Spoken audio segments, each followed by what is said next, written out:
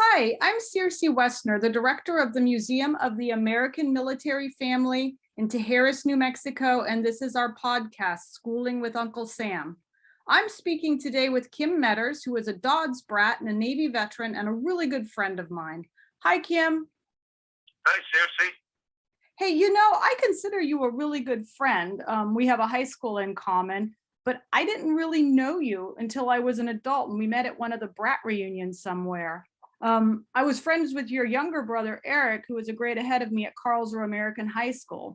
But through the magic of social media and now Zoom, you and I are always talking, collaborating in and out of each other's lives. And so I wanted to welcome you to the show today and to say that I know many of our listeners will recall reading one or two of your stories that you post on some of the Brat Facebook groups, or maybe they've read one of your many books you've written. And I know they're going to be excited about the show today. So by Zoom, thousands of miles away, Kim, I want you to tell me a little bit about your growing up years. Give us your brat history in a nutshell. Well, started in 1957 when my dad got a job with what is now DODDS. Back in those days, not sure what it was called. But anyway, we went to, we were stationed a little place in Kitzingen, Germany. Mm-hmm. And it was kind of an interesting trip, and I was only 3 years old when we started it, but I have some very vivid memories of travel to Germany, having to travel from California to New York by train, and then catching a ship, the USS Randall, to Bremerhaven, which was a two-week voyage, and then my dad didn't meet us in Bremerhaven, Germany, so my mom had to negotiate a military train to Kitzingen, where we finally met up with him. Wow. I don't remember why my dad could make it, but back in those days, the Army and I guess DODDS, the attitude was if we wanted you to have a wife, kids with the issues you want. So, that was definitely the military sentiment for sure. So just very quickly list the places that you've lived as a DODDS brat. Sure. Well, after Kitzingen, we went back to the States for a year. My dad and mom had decided that had been their big adventure in life, but when they got back to the States, they said, we missed being in Europe, so they signed up again a year later and ended up in Carlson for the first time.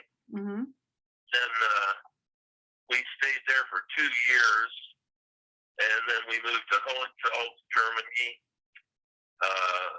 Ethiopia, and Asmara, Ethiopia, which is now Eritrea. Mm-hmm. Went back to the States for another year, then went to France on the Riviera of all places. Mm-hmm. The Air Force Base in Holland, and then back to Karlsruhe. And we stayed there for another 3 years. Then Dad had to move to Stuttgart. They moved the superintendent's office there. And we did 2 years in Stuttgart where I graduated. Then my family moved back to Karlsruhe for the rest of my dad's career. That probably explains why I know Eric, but I didn't know you, because I knew him in his late years in Karlsruhe High School. Okay. Yeah, I was long graduated before you saw me, the young whippersnapper. The young whippersnapper. So which was your favorite place to live and why? I would say Ethiopia was one of the favorite places, just because of the adventure of the place. Mm-hmm. But I really like Karlsruhe a lot, and I consider Karlsruhe like my second hometown. Mm-hmm. Mm-hmm. Mm-hmm. I know that you mentioned somewhere you weren't that enamored with living in France. I mean, you were on the Riviera. Why is that? I mean, Well, it was a period of history which, you know, it's it's kind of hard to describe. France had been in Vietnam during for their time, and we were in Vietnam, and that was part of it. And then in 1966, de Gaulle kicked the Americans out of France, and all this was all kind of building up to the head when we lived there. And I don't know why the French people are this way, but they seem to be, they pick on easy targets like the little American boy wandering the streets of Bouillère-sur-Mer or Nice, and I don't know. It just seemed like I got picked on a lot, France, by the French. Not because I knew anything about my country's politics, but I was just a kind of a ready target. Does that make sense? Yeah. Well, so you and I are both DODDS brats, and you guys moved a lot more than my family did. Did you like that mobile lifestyle? Not particularly. The reason we moved a lot early on, after our first time in Carlson, was my dad was trying to get into the administration. He was a teacher, and they were grooming him for administration. So we moved to Hohenfels so he could try it out as the teacher principal. And then we moved to Ethiopia because that was where my mom could work. My mom and dad could work together. She could, as the principal, she couldn't work for him because he was, nepotism and all. Right. And they needed to earn some money so he could take a year off to get his master's degree in administration credential. So we moved back to, San Jose, and he got his degree, and then moved to France, and then we got kicked out of France and moved to Holland, and that's when he came to the attention of Dr. Mason, and they put him into the then UDESIA track. So yeah, for a period of about 5 years, it was 1 year in one place, and then when he finally got settled into the administrative track, it was more stable. Stable, right? Yeah. Well, you sound like a military brat there. Speaking of military brats, I always hear my military brat friends say that they had to toe the line because they represented the military, the US, their family, you name it. They had to be an example or else, right? Since your parents were both educators, I have to ask this. Did your parents expect you to be a better student or to behave better than your peers?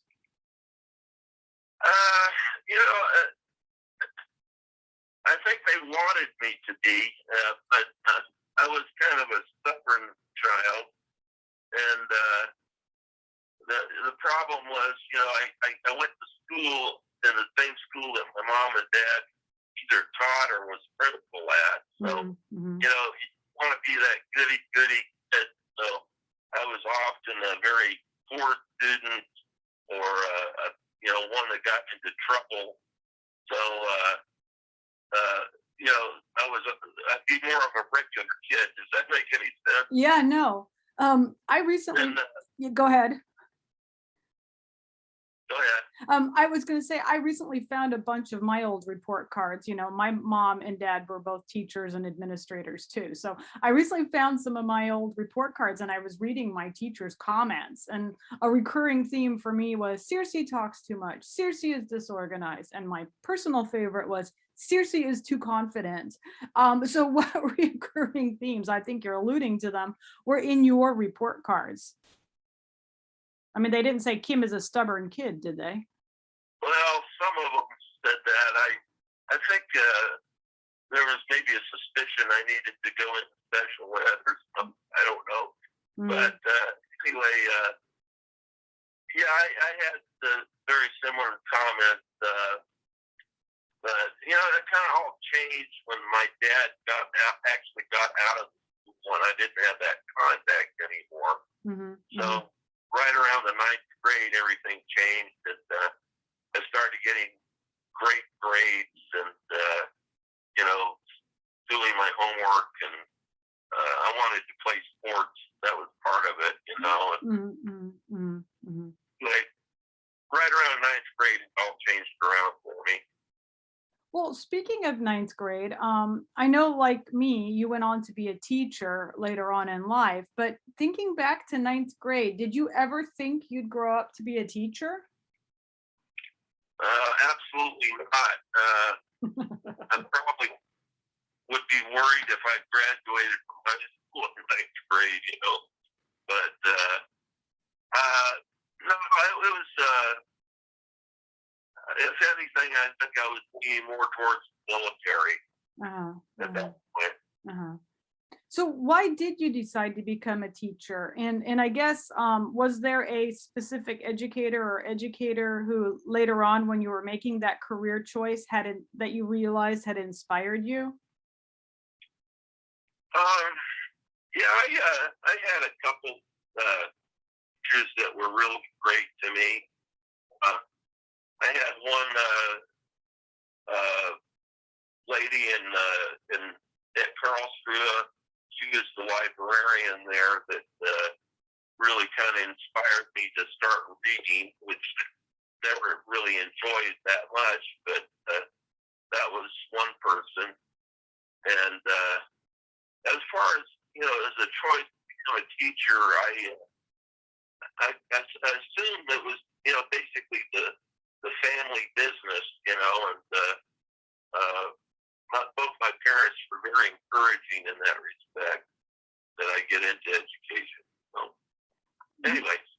You know, that sounds like me though, because I also never intended to be a teacher. Never, never, never. And then one day I was already graduated from college and I thought about it and I was like, you know, I think I would be good at it. So it was in my DNA. So I understand. Hey, so I know you were in the Navy. When did you join and how long did you serve? Well, I did a year of college in Los Angeles right after I graduated from high school, and I was really hating it. You know, so I one day just up and joined the Navy. I did 4 years active duty, and then I got out of the Navy. And after 4 years of active duty in the Navy, college didn't look like such a bad thing after all. Yeah, so yeah. it actually helped me quite a bit. It helped me focus and be better prepared for school. And I treated school more like a job than, you know, the lark that I had before. So, yeah, the Navy was good in that respect. And I did another 20 years in the reserve. So I did a total of 24 years. Wow. So in reading some of your Navy stories, I can see them being made into a TV or movie comedy because you're a very good writer and you write some really funny things. You definitely have a way with words.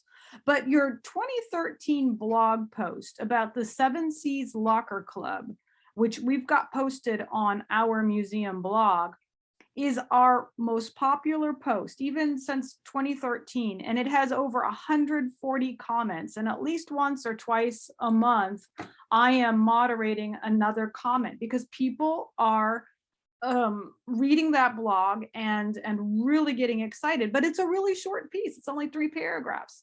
Why do you think that particular post describing a club that's not even there anymore continues to speak to people?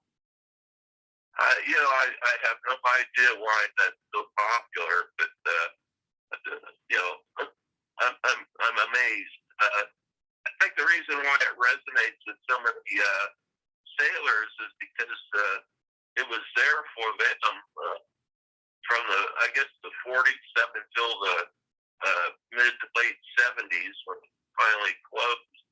Mm. And it was a necessity because of how the Navy treated sailors back then. You had to wear your uniform off the ship, and these locker clubs help facilitate kind of a return to normalcy for sailors. And so, yeah, it resonates with that group of sailors from that time period.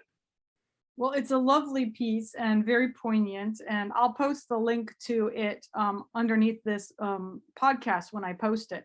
So shifting gears, you've written several wonderful books about growing up, your growing up years. Like the Locker Club piece, why do you think these stories are important to write down and share? Well, like anything involving history, if you don't write it down, it eventually, if anything, it becomes oral history and loses its accuracy and eventually will disappear. So, by writing it down, you're creating a more or less accurate snapshot of the era. And I don't know, in my case, I'm doing it pretty much just to keep the experience of my family alive, and that's pretty much it. Well, you've gotten some great reviews and some great feedback on your books, and I've thoroughly enjoyed all of the ones I've read, especially the one on Karlsruhe. And I wanted to know how you remember all that detail. I mean, I can barely remember what I ate for breakfast, let alone something that happened 50 years ago. Well, that's a good question. I do have a pretty good memory, which is really, kind of astonished as people that I could remember stuff like that. But my mom and dad both kept notes about their time, or actually, my dad kept a notebook of his early career, early years in Germany, but then stopped. And my mom sat down and wrote down quite a few notes at their 50th anniversary. So that was a big help to some of this.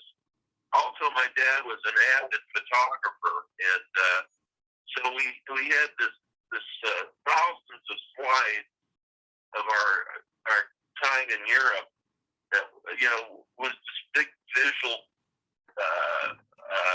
encyclopedias of what went on the whole time we were overseas. And after my dad died, my mom and I culled through all the slides and picked out all the ones that we wanted to digitize.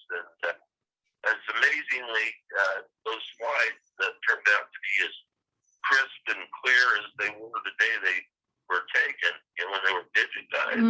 Mm-hmm. Well, yeah, I was going to say my dad and mom did slides too, and they are still crystal clear. I think it's better than the prints. Really, yeah. But anyway, the other thing is my mom, I think my mom was worried about Alzheimer's or something. Not that she had it or anything, but for years and years, she would tell the stories over and over again. A conversation with her would start with, "Well, Kim, when we lived in such and such a place," and then she'd tell the story about things. This was constantly going on forever and ever. So I kept hearing these stories over and over from her point of view, for years. So, it just, I don't know. It just morphed. Well, my dad kept journals too, and I've been reading some of them. And as you know, he's been writing the history and collecting stories about the overseas school system, which just is celebrating its 75th anniversary this month. And the museum's book, the anthology "Schooling with Uncle Sam," just came out this last week, and you wrote a couple stories for it. Oh. Yeah, so we're really excited about that. you don't happen to have any of your stories that you contributed to the anthology that you could read a snippet of, do you? Let's see. I have this one about the librarian. Okay, just give us a couple of, paragraphs about, what was her name, Mrs. Kowalski? Yeah, Constance Kowalski. Okay. Okay, let's see. Another educator at Carlson American High School that I liked was Miss Constance Kowalski, the librarian in 1968. She seems to be the epitome of the stereotypical librarian with warm-rimmed glasses, suits, and a seemingly stern disposition. She did have to warm up to me and my partners in crime, but later she seemed to really enjoy it when Randy Kurtz, Jeff Labor, and I came to see her when we were in the 8th grade. I don't know how the nerd patrol ended up in the library so much. We weren't smart nerds, just annoying. Randy, the intellectual of the team, had the best grades of us all, straight C's. My guess was we were probably stalking some 8th grade girls we thought were pretty, like Pat Doyle, Lisa Curios. At any rate, Miss Kowalski learned that I liked reading and made a big deal of it. I had just started to like reading it. In a moment of extreme boredom one day, I casually pulled The Son of Tarzan off my dad's bookshelf at home. I was thrilled by Edgar Rice Burroughs and really got sucked into this wonderfully crafted adventure story. After that, I read every book we had at home, including all my sister's Nancy Drew books. At night in bed, I began reading the Encyclopedia Americana from A to D, yet I had not been interested in the library for some reason. Miss Kowalski changed all that by casually challenging me. One day we were at the library standing at her desk when she said, "You guys are in here so much, why don't you check out a book one of these days?" There were lots of good books over there in the fiction section. I wandered over to the bookshelf and pulled an anthology of science fiction off the shelf edited by Paul Anderson and began reading it. I was thrilled. She said in a mock taunt, "I bet you can't read all the A's over there." I grinned and reached for the first book on the A shelf. I put both books on her desk and she date stamped my cards. I read them both in a few days and was back for more. One day soon, I finished the A section and moved on to the B's and C's. Miss Kowalski kept feeding me books like I was a starving man, allowing me to check out more than the number of books allowed. I was in there so much that she set me at the desk and let me check out books when she took a break or ran an errand. Soon the school year was over and I think I was through the D's. Wow. Is that enough? No, that's good. Wow. So did you ever end up reading all of the books in the library? Well, I got up to the R's and then Dad transferred. Oh. No, never completed that goal, but it was like the first goal I ever had in my life. So I have to thank Miss Kowalski for that. Yeah, well, that story of Ms. Kowalski and the other stories you submitted for the anthologies are unlike the other ones. And they help us paint a complete picture of the the DOD school system. And so I like your unique perspective that you brought to the anthology. So thank you for that. So really quickly, what are the titles of your books that you've written? And can you sum up each of them in a couple of sentences for our listeners so they can see if they want to buy them? Okay, I'll try to. Mm-hmm. Well, the first one I wrote is The Italian Lesson, and it's about my family's adventures in Europe from the day that we landed in Kitzingen, Germany, up and through my first 4 years in the Navy. Now, this is my first book, so I think it's a bit on the raw side in some areas. Mm-hmm. And so, you got to kind of take it with a grain of salt. Okay. There are some adult stories in there, so it's not really for children, but It took me about 6 years to write, to gather all the information, to put together, loaded with pictures. It's about almost, let's see, I think it's about 475 pages long. Wow. Wow. Then I did a book called Millenniums, which is kind of a tongue-in-cheek book about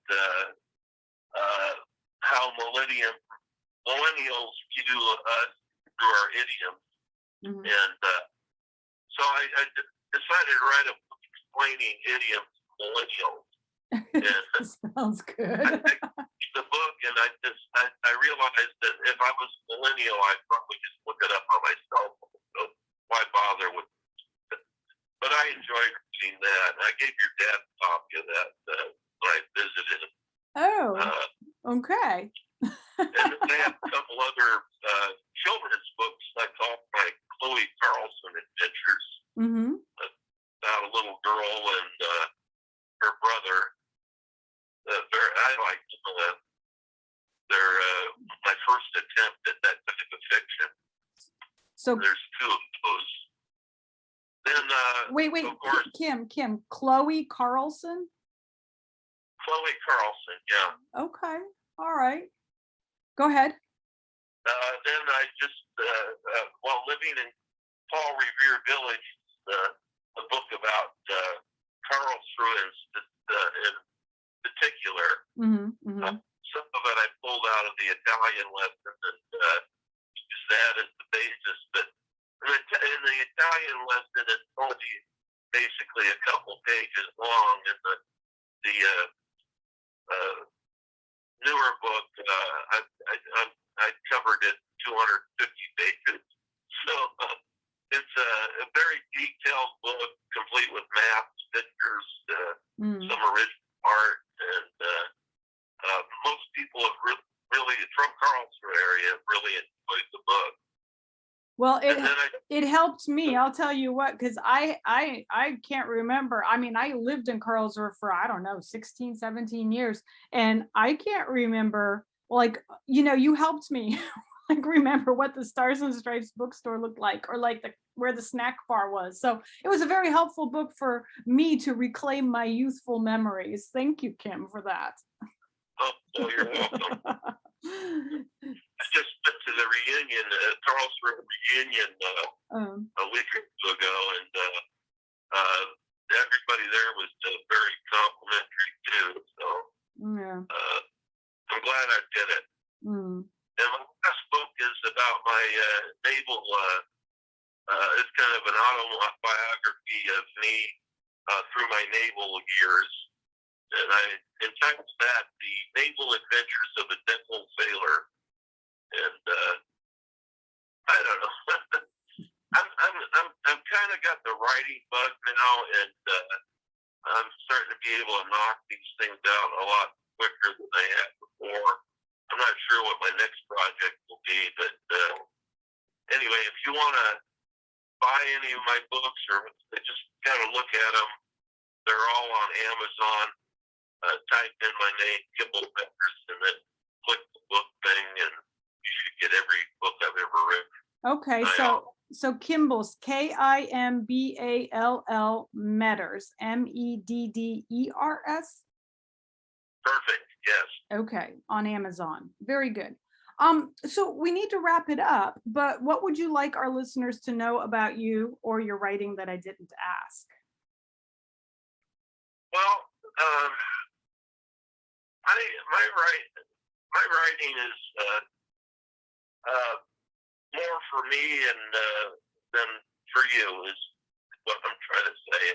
I don't know if that makes any sense. I'm writing to keep my parents' memory alive, or my family's memory alive. And if I can entertain you in the process, more power to it.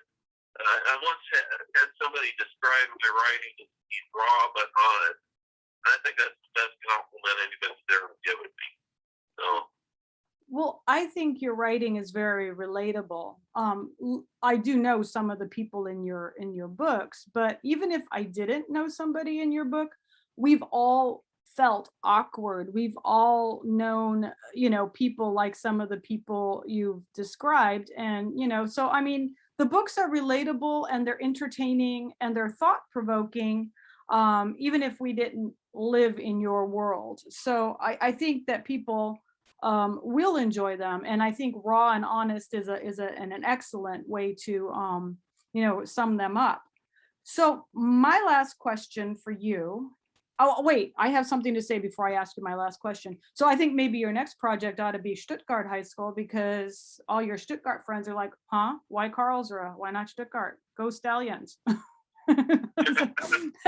Okay, now my last question. What makes the bond between DODDS teachers and us students so special? That's a good question. I don't really know the answer to that, other than perhaps we're small. Most of the educators made a very big choice to go overseas to teach children.